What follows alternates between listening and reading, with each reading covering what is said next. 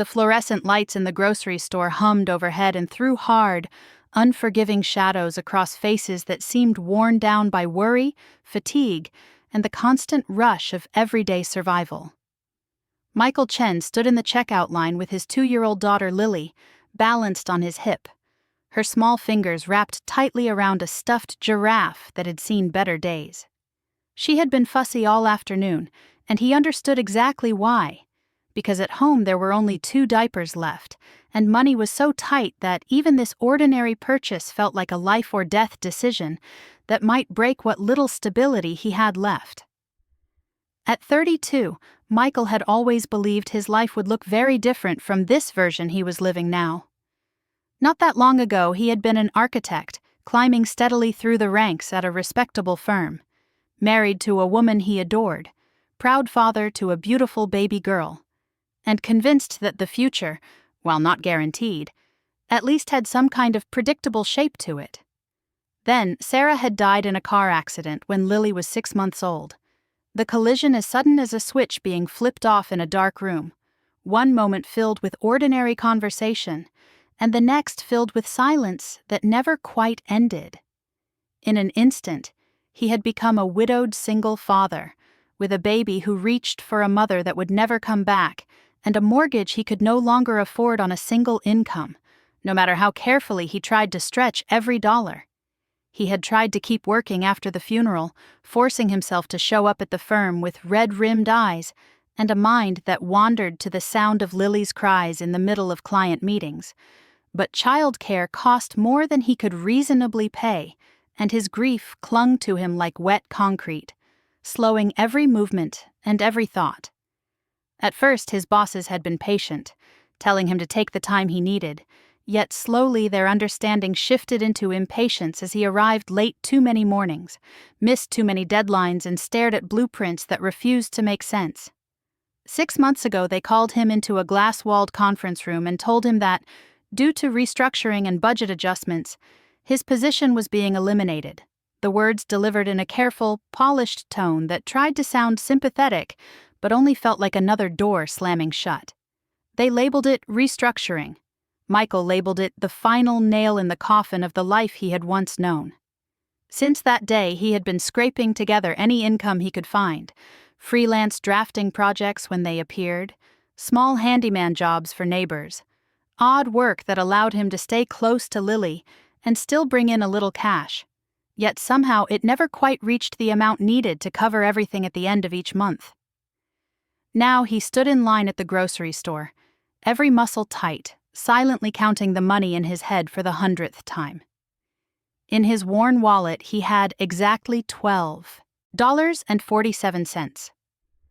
The package of diapers on the conveyor belt cost $11.99. Once he paid, he would have 48 cents to last until his next freelance payment came through in 3 days, and that payment was already mostly spoken for by rent and overdue bills. There would be no formula this trip, no bread to stretch the meals, no milk, no treats, nothing that could be considered optional, just diapers, because running out of those was not something he could allow to happen. The woman ahead of him finished her transaction, gathered her bags with the tired efficiency of someone who had done this exact routine 1,000 times, and moved away. Michael stepped forward and carefully placed the diaper package on the conveyor belt, feeling the weight of the moment far more than the actual item. The cashier, a woman in her 50s with deep lines around her eyes, and a name tag that had clearly been pinned to the same shirt many times before, scanned the package without looking up, her voice flat as she recited the total. $11.99. Michael pulled out his wallet and started counting bills with hands that trembled just enough to make him angry with himself. A $10 bill, a single, and then the coins he had gathered from pockets and the bottom of a drawer at home. Behind him, the line slowly lengthened, and he could feel the press of other people's impatience at his back, could feel their eyes on his shoulders, on his worn shoes, on the package of diapers that represented all he could afford. Lily shifted on his hip, growing restless and heavy, and the stuffed giraffe slipped from her grasp. "Daddy, I need giraffe," she whimpered, her lower lip quivering as the toy tumbled to the floor. Michael tried to keep his focus while he counted the coins aloud under his breath. $11.75, $11.80, $11.85. He measured each quarter, each dime, each nickel, trying to ignore the flushing heat in his face. When he bent awkwardly to pick up the giraffe with one arm still wrapped around Lily's waist, several coins slid from his palm and scattered across the dirty tile, rolling toward the feet of the stranger behind him. "I'm so sorry," he blurted out, dropping to his knees while still holding Lily with one arm, scrambling to chase the small circles of metal before they disappeared under the cooler or were kicked aside by impatient shoes. "Just give me 1 second. Sir, there's a line," a voice behind him snapped, the irritation sharp enough to sting. I know, I'm almost..." His voice cracked as he reached for a quarter that had rolled under the edge of a display stand. On his knees in the checkout lane, trying to gather stray coins while his daughter started to cry in earnest, Michael felt humiliation rise in his throat like bile. "Here," a woman's voice said, calm and steady in contrast to the tension around them. "Let me help." Michael looked up and saw a woman crouching beside him, scooping up the scattered coins with quick, efficient movements. She looked to be in her early 30s, with light brown hair pulled back neatly and a cream-colored blazer that quietly suggested success and money, the kind of clothing you bought when you did not need to check your balance first. She gathered the last coin, then stood and held out her hand to him. "Thank you," Michael managed, standing again with Lily on his hip and the stuffed giraffe clutched between them. "I'm sorry, it has been a really hard day." "There's no need to apologize," the woman replied, and her voice carried a warmth that made Lily pause in her crying and stare. The woman smiled at the little girl. "She's beautiful. How old is she?" 2, Michael said, clearing his throat. "Her name is Lily." He finished counting out the change, lining each coin on the counter so he would not lose track again, his fingers shaking slightly from shame and exhaustion. $11.99 exactly. He pushed the little pile toward the cashier, who counted it again with professional detachment, and finally nodded, bagging the diapers and handing the package to him. Michael exhaled, a slow breath of relief that still felt heavy, and shifted Lily on his hip, ready to escape the judgmental eyes and retreat back into the small apartment where all of his problems waited patiently on the kitchen table. He had barely taken a step when the woman who had helped him turned to the cashier. "Excuse me," she said, her tone now brisk and businesslike. "I'd like to buy all the diapers you have in this brand and this size." The cashier blinked, thrown out of her routine. "All of them?" "Yes," the woman said without hesitation. "Every package you have in that size, and I'd like them delivered." She turned toward Michael. "I'm sorry, I never caught your name." Michael stared at her, his mind refusing to process the words he had just heard. "It's Michael," he said finally. "Michael Chen." "But I don't understand." She extended her hand. "My name is Alexandra Cole, and I would like to help you if you will allow me to do that." She pulled a platinum credit card from her wallet and handed it to the cashier. "How many packages of that size do you have in stock?" The cashier glanced toward a terminal and then waved for a manager. "Maybe 30 packages," she said. "I'll take them all," Alexandra replied simply. "And I want them delivered to his address." She looked back at Michael, her gaze steady. "If you could give them the delivery information, they'll bring everything to you." Michael felt lightheaded, as if the floor had shifted beneath him. "I can't accept that," he said, shaking his head. "That's way too much. I don't even know you." "You don't need to know me to accept help," Alexandra said, and if her words were gentle, her resolve was unmistakable. "Your daughter needs diapers. I have the ability to provide them. The situation is not more complicated than that." "But why?" he asked, his voice almost breaking on the single word. "Why would you do something like this for a stranger?" For a moment Alexandra was quiet, her eyes softening. "Because I have been where you are," she answered at last. "Not in exactly the same way, but close enough that I remember the feeling in my bones. I know what it is to stand in a checkout line counting coins and wondering how you are going to get through the next 24 hours. She inhaled slowly. Someone helped me once when I was at that point. I promised myself I would pay it forward when I could.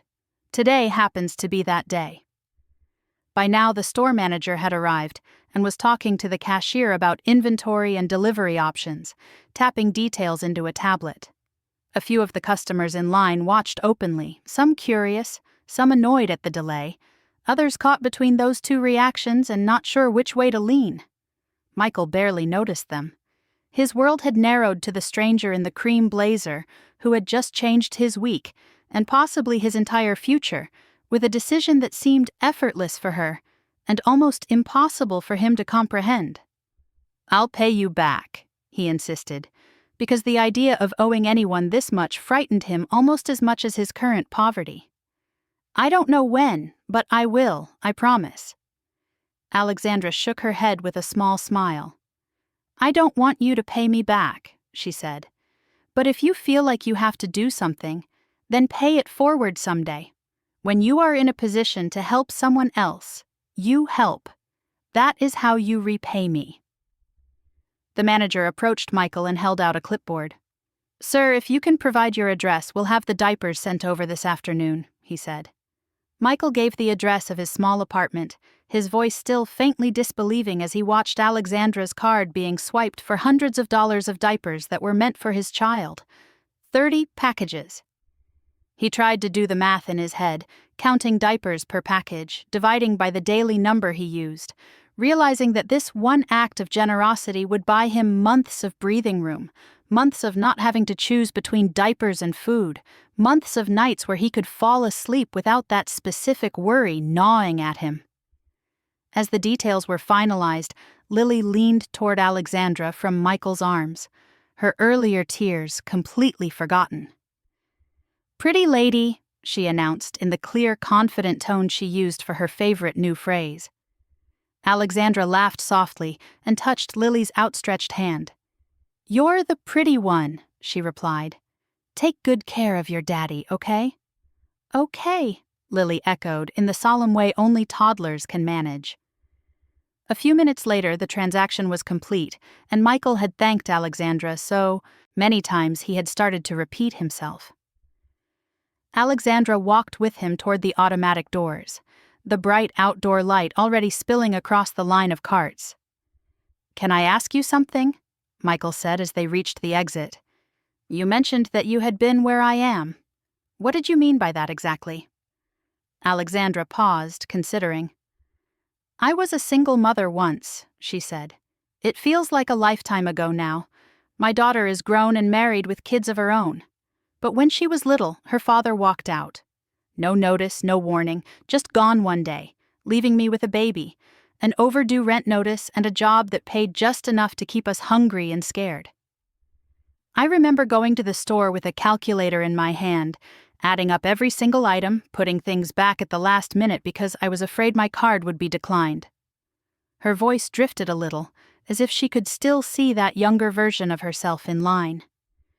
"One day, at a different store, I came up short for groceries, and an older woman behind me paid the difference without hesitation.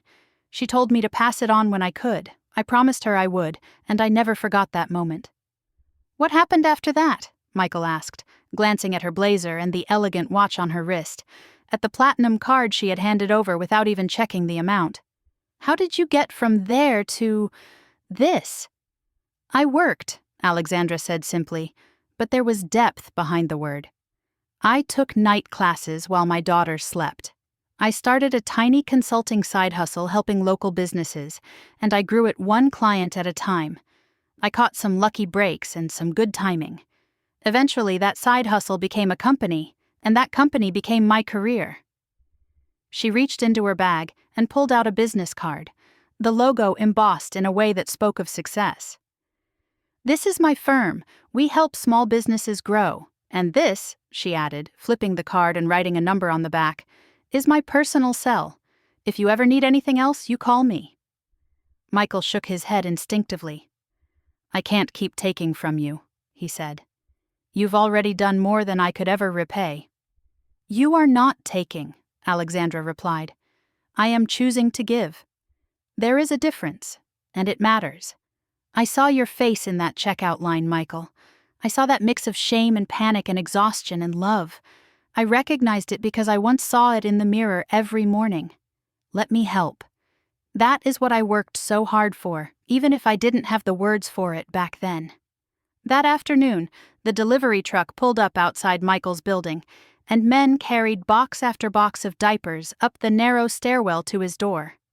When they left, he stood in the middle of his small living room surrounded by stacks of packages, each one a small reprieve from constant fear. Lily toddled between the towers of boxes, giggling as if she had discovered a castle, made just for her, while Michael sank onto the couch and felt hot tears spill down his face. For the first time in months, one essential worry had been lifted from his shoulders. For the first time since Sarah's death, someone had seen his struggle and responded with kindness instead of judgment or awkward silence. For a week he thought about Alexandra every day. At night, after Lily finally fell asleep, he sat at the second-hand laptop on his kitchen table and searched her name, discovering article after article about her consulting firm, her philanthropic work, her position on several charitable boards. She was more successful than he had imagined in that grocery line, the kind of person usually featured on magazine covers with headlines about leadership and strategy and how she did it. The contrast between her world and his felt almost too large to comprehend, yet she had stopped for him in the most ordinary place and treated him like a person who deserved help, not a problem to be avoided or judged. Finally, gathering all the courage he could find, one afternoon he took out the card she had given him, stared at the number written in neat ink on the back and dialed. His hand shook slightly as the phone rang. "Hello, this is Alexandra," she answered. "Hi, Miss Cole, this is Michael Chen from the grocery store," he said, suddenly aware of how small his apartment sounded in the background compared to the polished office he imagined around her. "Michael, I'm so glad you called," she said, and he could hear the smile in her voice. "How are you doing? How is Lily?" "We're better," he said honestly. "The diapers made a huge difference. I just wanted to thank you again for that. It took so much pressure off." "You are very welcome," Alexandra replied, "but something tells me you didn't call only to say thank you." Michael took a deep breath. "You said to call if I needed anything," he began, hearing the guilt and hesitation woven through his own voice. "I feel horrible asking for more, but I wondered if you might know anyone who needs architectural drafting work. I'm trying to build up my freelance business. It's slow and I'm running out of contacts. I used to work at Morrison and Associates until about 6 months ago, but since then I've just been piecing things together." "You're an architect," she repeated, sounding thoughtful rather than surprised. "Send me your portfolio. Email it to me today. I know several people who might be looking for exactly that kind of service." He sent the portfolio that evening, expecting at most a referral or a suggestion to connect with someone in her network. 2 days later, his phone rang again.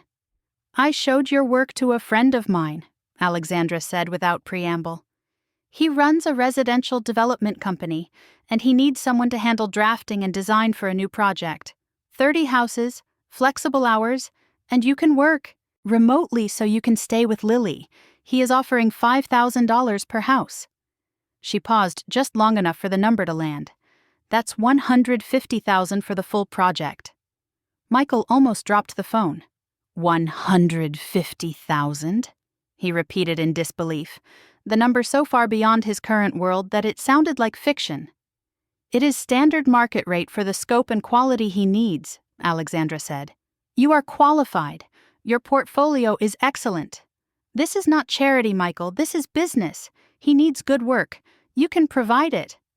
"I don't even know what to say," Michael whispered, feeling as if someone had opened a window in a room he had forgotten was supposed to have fresh air.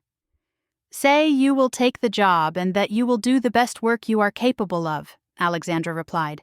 "That is all anyone can ask." Michael took the job. The work was demanding and time-consuming, yet in the most satisfying way, because it reminded him of what he had loved about architecture in the first place: the chance to shape spaces where real families would live and grow. He worked late after Lily fell asleep, his apartment filled with rolled-up plans and open files, but now the exhaustion came with a sense of purpose instead of dread.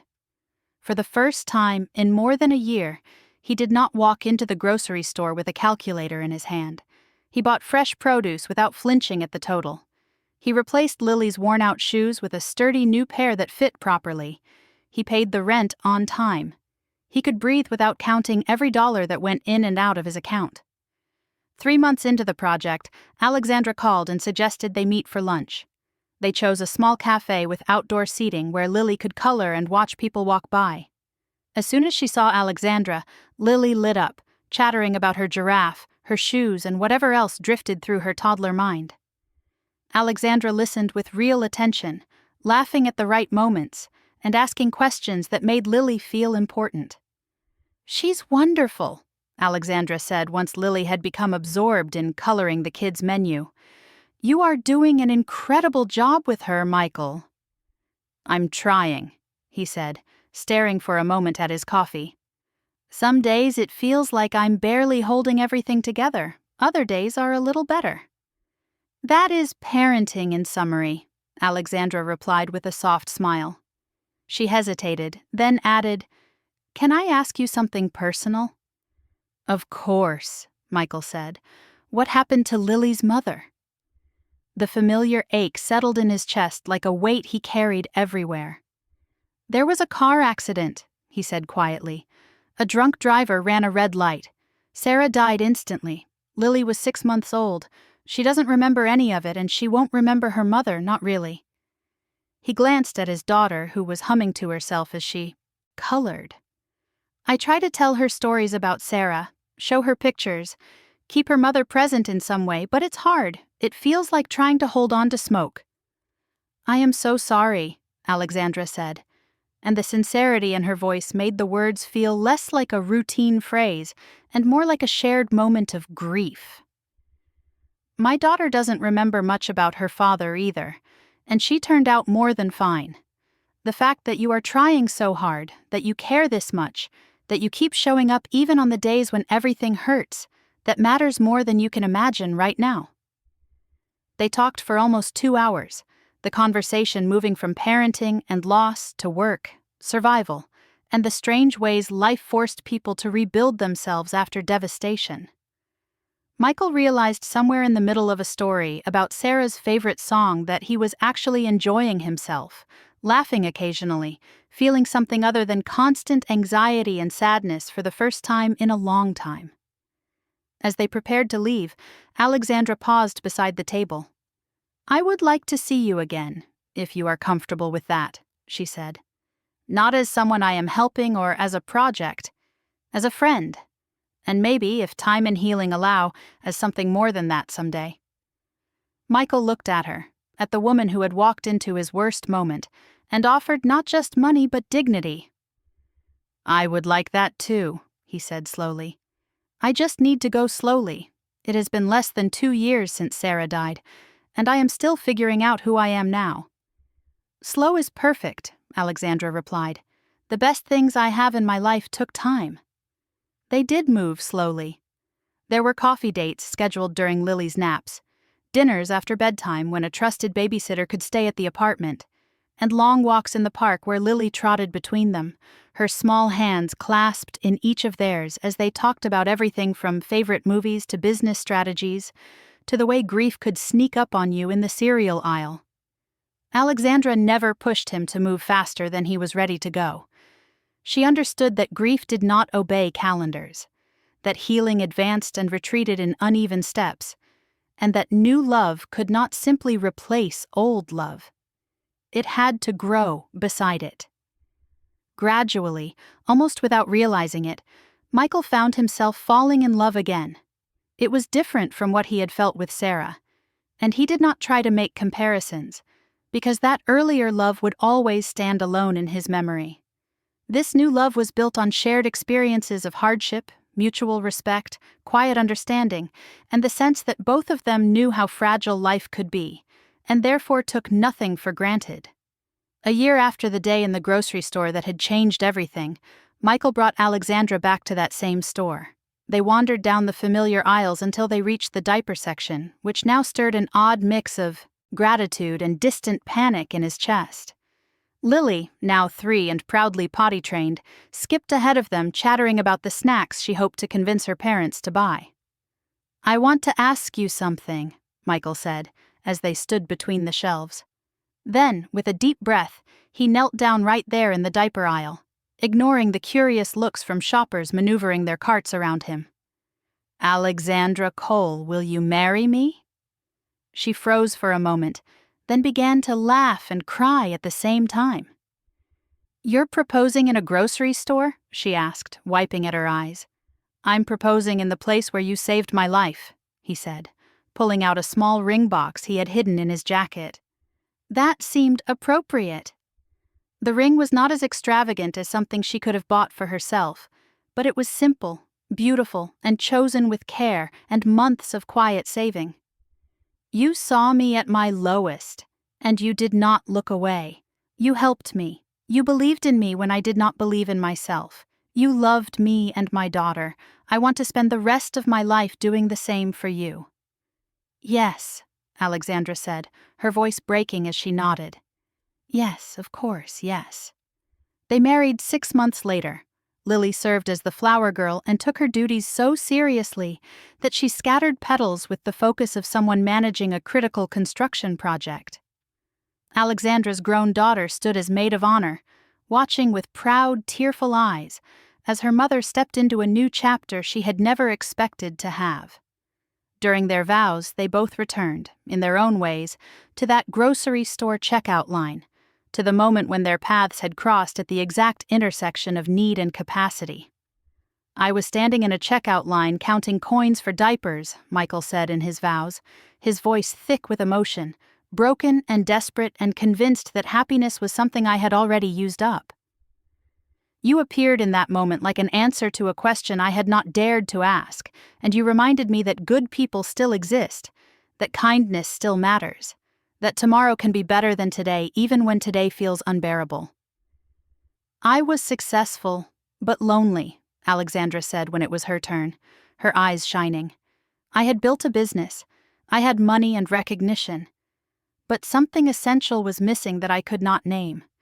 Then I saw you in that checkout line and recognized my younger self in your face. Helping you reminded me why I had pushed so hard to succeed. It was never just about the income or the status. It was about the freedom to make a difference when someone needed it. You gave my success meaning."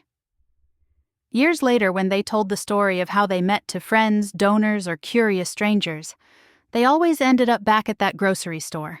They described the fluorescent lights, the rattling cart, the way Lily clutched her stuffed giraffe, the feel of coins slipping from Michael's hand onto the floor, and the moment Alexandra said 4 simple words that rewrote the course of their lives.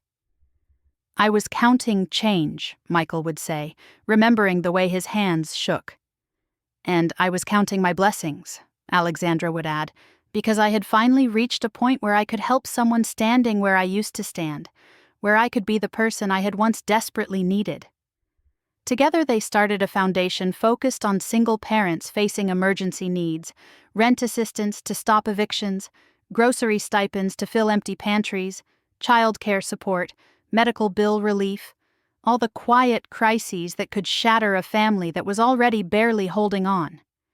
They set it up so that help came quickly and without humiliation, because they both knew how damaging it could be to beg for dignity along with dollars. "Everyone needs help sometimes," Alexandra would tell the people they assisted. "There is no shame in that. The only real shame is in looking away when someone in front of you clearly needs you." Michael had once stood in a grocery store with his last dollar clutched in his fist, terrified that this tiny purchase might be the edge of a cliff he could not see past. Alexandra had looked at the same situation and said, "I'll take them all." Those 4 words changed far more than his budget for the month. They gave him hope. They reminded him that he was not invisible, not alone, not beyond saving. Sometimes salvation arrived in unexpected packaging. Sometimes it wore an expensive blazer and shopped at the same grocery store as you. Sometimes it showed up in the form of a stranger who said yes when life and loss had been saying no for far too long. Michael had been broke, exhausted, and running out of options.